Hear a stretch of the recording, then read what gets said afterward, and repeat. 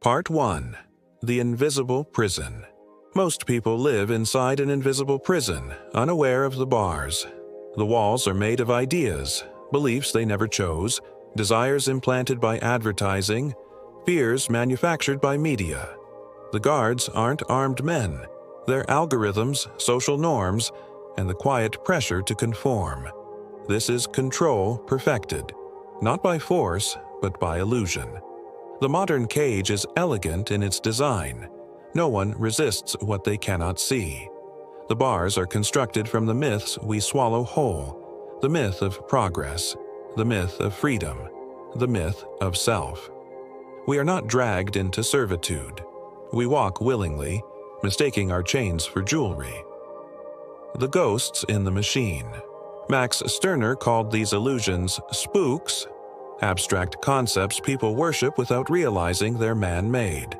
Religion, patriotism, morality, none are real in the way a rock or a tree is real.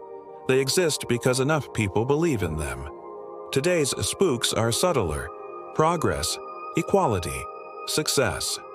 Noble words emptied of meaning, used to justify endless consumption and compliance. The genius of modern control is that it feels like freedom.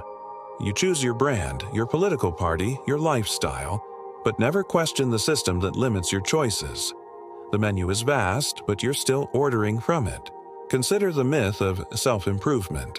Entire industries thrive on the idea that you are perpetually incomplete. You need the right diet, the right workout, the right meditation app, the right productivity hack. The message is clear: you are not enough.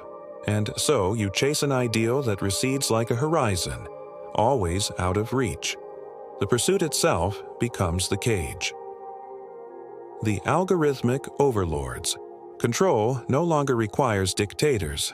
It runs on autopilot. Social media algorithms know your fears and desires better than you do. They feed you outrage to keep you engaged, dopamine hits to keep you addicted.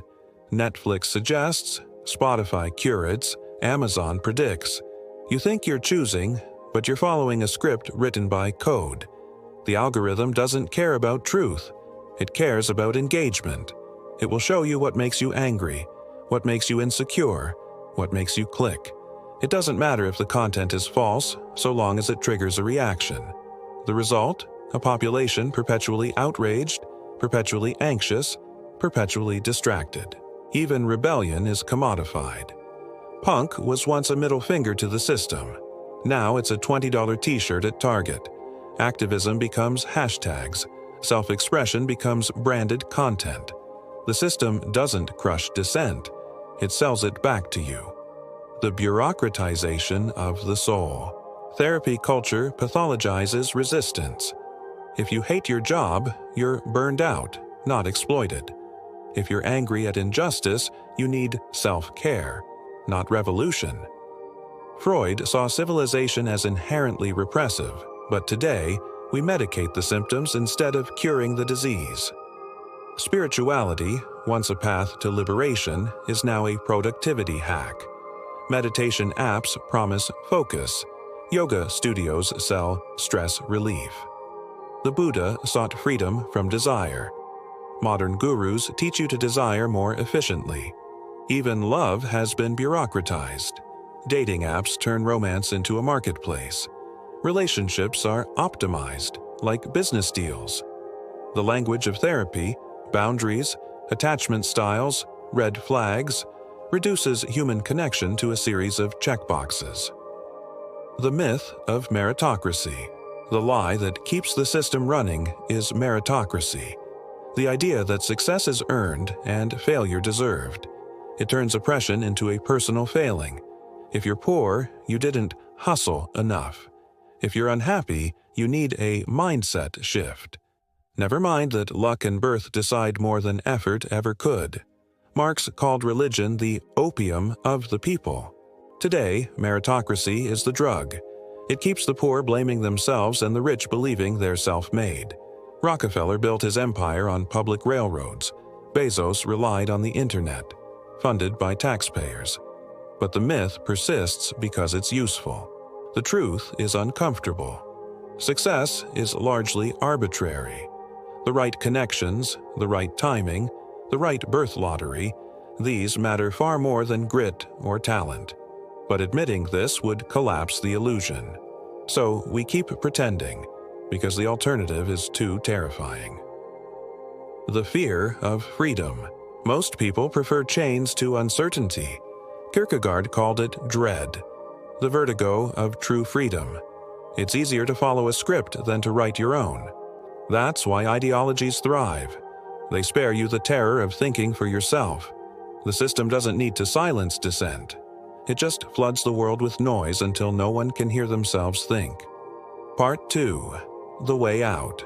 The prison has no key because most don't realize they're locked in. But for those who see the bars, escape begins with a single realization. You cannot change the system. You can only refuse to play its game.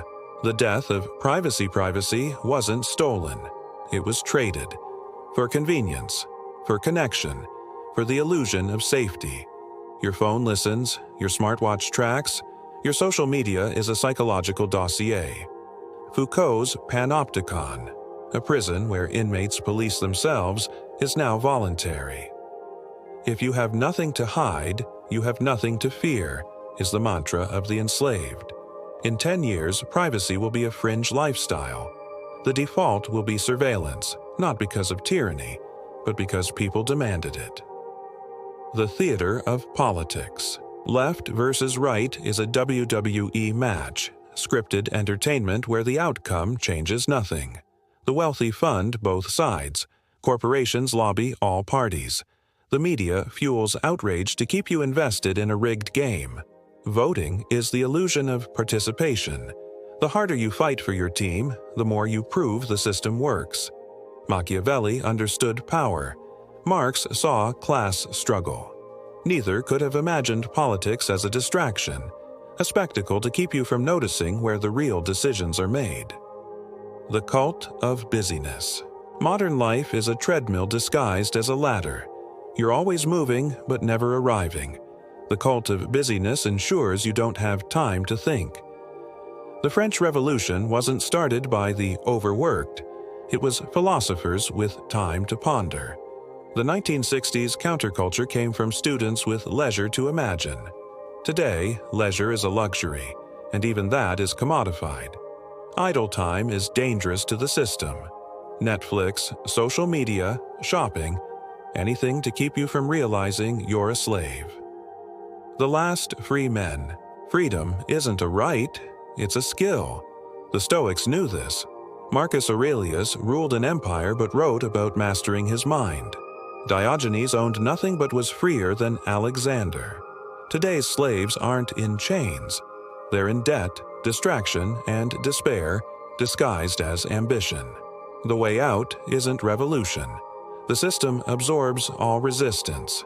The exit is individual. To see the strings, cut them, and walk away. Not to another ideology, but to yourself. The price. This isn't optimism. It's not even hope. It's the only option left. The system will keep running. The masses will keep reciting their lines. But you don't have to play. The reward is your life. Not as they told you to live it, but as you choose. The price is everything else. Part 3. The aftermath of awakening. So you've seen the bars. Now what? Most who glimpse the prison react in one of two ways: panic or paralysis. Some scream into the void, desperate to wake others, only to be dismissed as conspiracy theorists or madmen. Others freeze, realizing the enormity of the illusion, and retreat into nihilism or hedonism, another form of captivity. But there is a third way. The art of strategic disengagement. The system wants your rage. It wants your despair. It even wants your rebellion, so long as it's performative. What it cannot tolerate is indifference. The first step is not to fight, but to stop. Stop feeding the machines. Your attention, your data, your labor. This isn't about living in a cabin off-grid, though it could be. It's about becoming ungovernable in small, deliberate ways. Attention as currency. Every click, every scroll, every second of engagement is a transaction. Withdraw. Read books that aren't algorithmically recommended. Have conversations that leave no digital trace. The slow sabotage of non-compliance. Opt out of the rituals that sustain the illusion. Don't vote or vote blank. Don't participate in consumer holidays. Don't perform productivity theater for bosses who've already outsourced your job to AI, the subversive power of uselessness. In a world that monetizes every hobby, be proudly amateur. Write poetry no one will read. Paint badly, sing off-key, reclaim activities that have no market value. The paradox of freedom. Escaping the invisible prison doesn't mean attaining some mythical state of absolute liberty. It means recognizing that all systems are fictions and choosing which, if any, to humor. The ancient cynics mastered this. Diogenes lived in a barrel, masturbated in public, and told Alexander the Great to stop blocking his sunlight. He wasn't protesting. He was demonstrating that the emperor's power only existed if people pretended it did. Today's equivalent might look like treating corporate jargon as the absurdist theater it is. Let's circle back to disrupt the paradigm. Responding to surveillance capitalism by feeding it nonsense. Tell Alexa you're planning a coup, then order cat food. Redefining success as the deliberate rejection of its metrics. The new resistance. Silence, satire, and selective madness. Modern control relies on hyper-visibility. Your data, your opinions, your consumption habits all meticulously tracked. The most radical act may be to disappear in plain sight. Silence.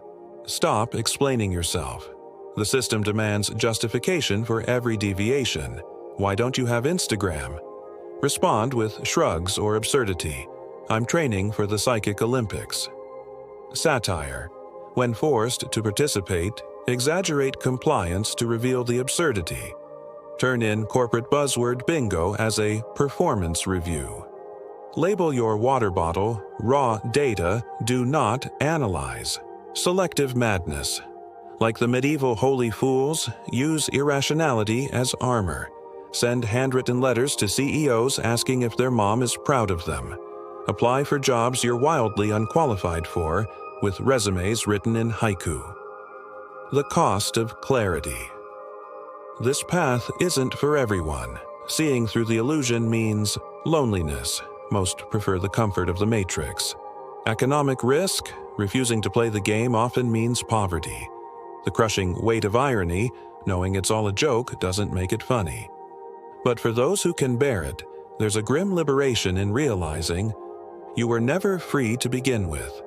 The chains were always there. You just didn't feel their weight until now. No one is coming to save you.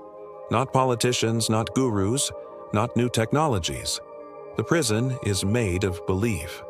Withdraw your faith, and its walls turn to smoke.